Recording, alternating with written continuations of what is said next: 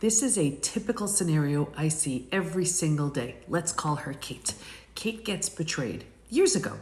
And after her betrayal, of course, she tried to do everything she could to heal, but her stress response was ignited. And it started where she had lots of energy, but then she slowly was pushing through things. So she went from being having a lot of energy to being like tired and wired to then just tired. Well, she needed to sleep. So she starts taking something to help her sleep.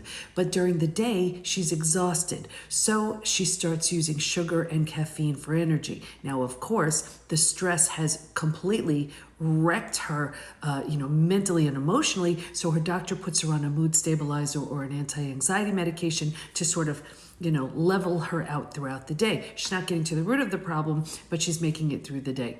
Now, because she's on the sugar and caffeine for the additional energy, the sugar starts putting weight on her, particularly in her gut. So she's like, what the heck? Where did this muffin top come from?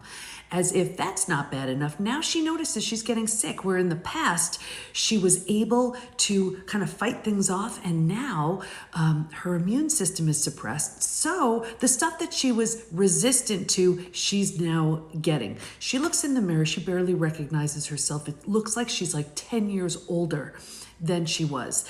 Everything in her life, starting from the betrayal, has shifted how she feels physically, mentally, emotionally. But here's the thing. All Kate's doing is sort of tamping down the symptoms as best she can. It's like one big game of whack-a-mole. And then she looks and she's like, well, it can't possibly be that betrayal because it happened years ago.